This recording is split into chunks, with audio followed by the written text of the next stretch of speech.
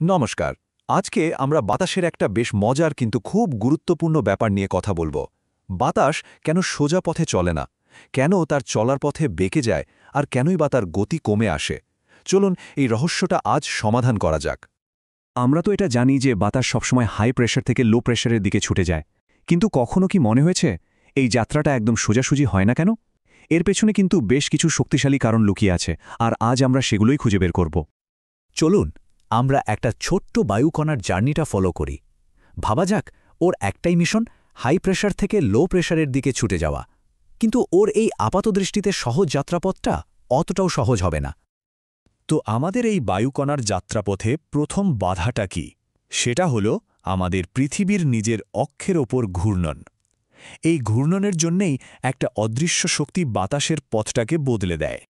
এই যে অদৃশ্য শক্তি, এরই একটা গালভরা নাম আছে, কোরিওলিস এফেক্ট। আসলে এটা কোনো সত্যিকারের বল নয়, বরং পৃথিবীর ঘূর্ণনের কারণে তৈরি হওয়া একটা আপাত শক্তি। এই শক্তিটাই বাতাস বা অন্য যে কোনো গতিশীল বস্তুকে তার সোজা পথ থেকে সরিয়ে দেয়। ব্যাপারটা বেশ মজার, তাই না? দেখুন, বাতাস তো চায় সোজাসুজি হাই প্রেশার থেকে লো প্রেশারের দিকে যেতে, কিন্তু পৃথিবীর ঘূর্ণন ওকে একপাশে ঠেলে দেয় আর ওর রাস্তাটা বেঁকে যায়। এটাকে না অনেকটা ক্রিকেটের স্পিন বলের মতো ভাবতে পারেন। বোলার যখন বলটা স্পিন করায়, ওটা কি সোজা যায় না, তো পিছে পড়ার পর সুন্দরভাবে ঘুরে যায়। পৃথিবীর ঘূর্ণনও ঠিক একই কাজটা করে বাতাসের সাথে। এর একটা সোজা সাপটার নিয়ম আছে। উত্তর গোলার্ধে বাতাস তার যাওয়ার পথের ডান দিকে বেঁকে যায়, আর দক্ষিণ গোলার্ধে ঠিক তার উল্টো, বাম দিকে বেঁকে যায়। তাহলে এবার বলুন তো, উত্তর গোলার্ধে বাতাস কেন ডান দিকেই বেঁকে যায়? বেশ, এবার আমাদের বায়ুকণার যাত্রার দ্বিতীয় চ্যালেঞ্জ, সেটা হলো মাটির টান, মানে ফ্রিকশন বা ঘর্ষণ। চলুন দেখি ভূপৃষ্ঠ কিভাবে আমাদের বায়ুকণাটাকে স্লো করে দেয়। আমাদের বায়ুকণাটা যখনই পৃথিবীর মাটির কাছাকাছি আসে, তখনই ওকে আরও একটা বাধার মুখে পড়তে হয়। কি সেটা? ঘর্ষণ। মানে ধরুন জমি, গাছপালা, বড় বড় বাড়ি, এসব কিছুই ওর চলার পথে বাধা দেয়। ব্যাপারটা অনেকটা, আপনি যখন একটা মসৃণ হাইওয়েতে গাড়ি চালান, কি হয়? স্পিড থাকে দারুণ, কিন্তু সেই গাড়িটাই যখন শহরের ভিড় আর ভাঙাচোরা রাস্তায় ঢোকে, স্পিড কমে যায়, তাই না? ভূপৃষ্ঠের এই ধর্ষণ বাতাসের সাথে ঠিক এটাই করে। এই ঘর্ষণের ফলে মূলত তিনটে ঘটনা ঘটে। ১.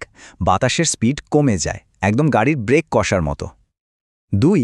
স্পিড কমলে কোরিওলিস এফেক্টের জোরও কমে যায়। আর ৩. এর ফলে বাতাসটা আবার লো প্রেশার এলাকার দিকে ঘুরতে শুরু করে। তাহলে ভূপৃষ্ঠের কাছাকাছি বাতাসে ঘর্ষণের আসল কাজটা কি? তো আমরা দুটো শক্তি দেখলাম, কোরিওলিস আর ফ্রিকশন।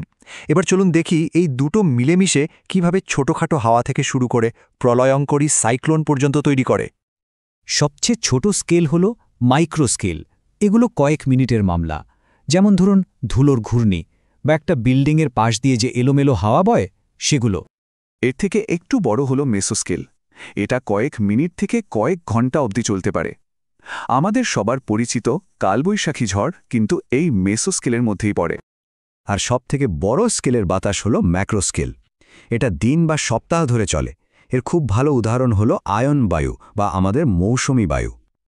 আচ্ছা, তাহলে মেসোস্কেল উইন্ড সিস্টেমের একটা চেনা উদাহরণ দিতে পারবেন? এইসব তো গেল থিওরি, কিন্তু একজন ইঞ্জিনিয়ার হিসেবে এই জিনিসগুলো জানাটা কেন জরুরি? আমাদের ভবিষ্যৎ তৈরিতে এর ভূমিকাটা কোথায়? দেখুন, ইঞ্জিনিয়াররা ঠিক এই রকম জটিল ডেটা নিয়েই কাজ করেন। তারা বাতাসের প্রচণ্ড চাপ প্রেডিক্ট করেন, যাতে বড় বড় স্ট্রাকচার, ধরুন ব্রিজ বা হাই রাইজ বিল্ডিং, সুরক্ষিত থাকে। আমাদের আজকের এই সহজ গল্পটাই কিন্তু এই জটিল অ্যানালিসিসের প্রথম ধাপ। আসলে এই দুটো বেসিক ফোর্স, কোরিওলিস এফেক্ট আর ফ্রিকশন, এগুলোকে ঠিকঠাক না বুঝলে বাতাসের জটিল প্যাটার্ন বোঝা আর নিরাপদ বিল্ডিং ডিজাইন করা প্রায় অসম্ভব। তাহলে আজকের আলোচনা থেকে চট করে ৩টে পয়েন্ট মনে রাখি। ১. কোরিওলিস এফেক্ট পৃথিবীর ঘূর্ণনের জন্য বাতাসকে সোজা পথ থেকে সরিয়ে দেয়। ২. ফ্রিকশন বা ঘর্ষণ বাতাসের গতি কমিয়ে তার ফাইনাল দিকটা বদলে দেয়। আর ৩. এই দুটো শক্তি মিলেই সব ধরনের বাতাসের জন্ম দেয়। আর এই জ্ঞানটা কিন্তু ভবিষ্যতের টেকনোলজির জন্য খুবই দরকারি। ভাবুন তো, ড্রোন ডেলিভারি সিস্টেম, আরও নিখুঁত ওয়েদার ফোরকাস্টিং বা আরও এফিশিয়েন্ট উইন্ড টারবাইন, সবকিছুর পেছনেই আছে এই বেসিক প্রিন্সিপালগুলো।